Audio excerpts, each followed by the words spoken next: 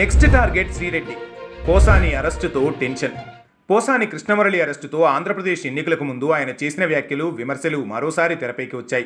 Telugu Desam party అధినేత చంద్రబాబు, ఆయన తనయుడు లోకేష్, జనసేనాని పవన్ కళ్యాణ్ మీద పోసాని బూతులతో విరుచుకుపడిన సందర్భాలున్నాయి. ఆయన మీద కూటమి పార్టీల అభిమానులు పలు కేసులు పెట్టారు. వాటి ఆధారంగా అరెస్టు జరిగింది. అయితే ఇప్పుడు పోసాని అరెస్టు తర్వాత నెక్స్ట్ టార్గెట్ ఎవరనే చర్చ జరుగుతోంది. పోసాని అరెస్టు తర్వాత ఇటు సినిమా, అటు రాజకీయ వర్గాల్లో నటి శ్రీరెడ్డి పేరు బలంగా వినిపిస్తోంది. ఆవిడ చేసిన సినిమాలు తక్కువ. అంతకుముందు యాంకరింగ్ చేశారు. టీవీలో న్యూస్ రీడర్ కింద పనిచేశారు. అప్పట్లో ఆవిడ పాపులర్ కాదు. తెలుగు ఫిల్మ్ ఛాంబర్ ముందు ఎప్పుడైతే నగ్న ప్రదర్శన చేశారో ఆ తర్వాత పాపులర్ అయ్యారు. అప్పుడు కూడా అవకాశాలు రాలేదు. కానీ ఎప్పుడైతే వైసీపీ టర్ను తీసుకున్నారో అప్పటి నుంచి శ్రీరెడ్డి వార్తల్లో వ్యక్తి అయ్యారు.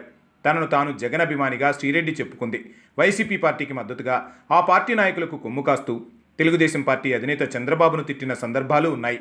లోకేష్ను అయితే పప్పు అని సంబోధించిన వీడియోలు కోకొల్లలు. పవన్ కళ్యాణ్ మీద అయితే చెప్పాల్సిన అవసరమే లేదు.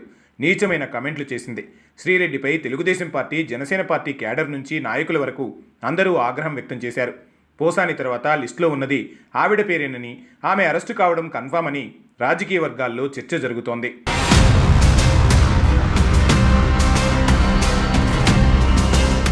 పోసాని న్యాయవాది సైతం అరెస్టు తీరు సరికాదని చెబుతున్నారు తప్ప అరెస్టు అక్రమమని చెప్పడం లేదు. వైసీపీ సానుభూతి పరుల చెవిలో ఆ ముక్క పడిందో లేదో. పోసాని గాని శ్రీరెడ్డి గాని మాట్లాడిన మాటలను వాళ్ల తరపున వాదించే న్యాయవాదులు సైతం వెనకేసుకురాలేని పరిస్థితి నెలకొంది. ఆంధ్రప్రదేశ్లో కూటమి సర్కార్ అధికారంలోకి వచ్చిన తర్వాత గతంలో గీత దాటి హద్దుమీరి ప్రవర్తించిన ప్రతి ఒక్కరి మీద కేసులు నమోదవుతున్నాయి. మరీ ముఖ్యంగా రాయలేని భాషలో బూతులతో విరుచుకుపడిన ప్రతి ఒక్కరిని అరెస్టు చేస్తారనే సంకేతాలు బలంగా వినిపిస్తున్నాయి. దాంతో శ్రీరెడ్డి ముందస్తు జాగ్రత్తలు చర్యలు తీసుకోవడం మొదలెట్టారు. పవన్ కళ్యాణ్, లోకేష్ ఇద్దరికీ క్షమాపణలు చెబుతూ వీడియోలు విడుదల చేశారు. గతంలో మాట్లాడిన బూతులకు, వ్యక్తిగత దూషణలకు మూల్యం చెల్లించక తప్పదనే సమాచారం అందుతోంది.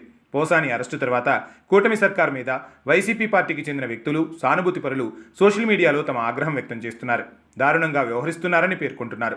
వాళ్లకు దీటుగా కూటమి ప్రభుత్వ సానుభూతి పరులు పోసాని గతంలో మాట్లాడిన బూతు పురాణాన్ని బయటకు తీశారు.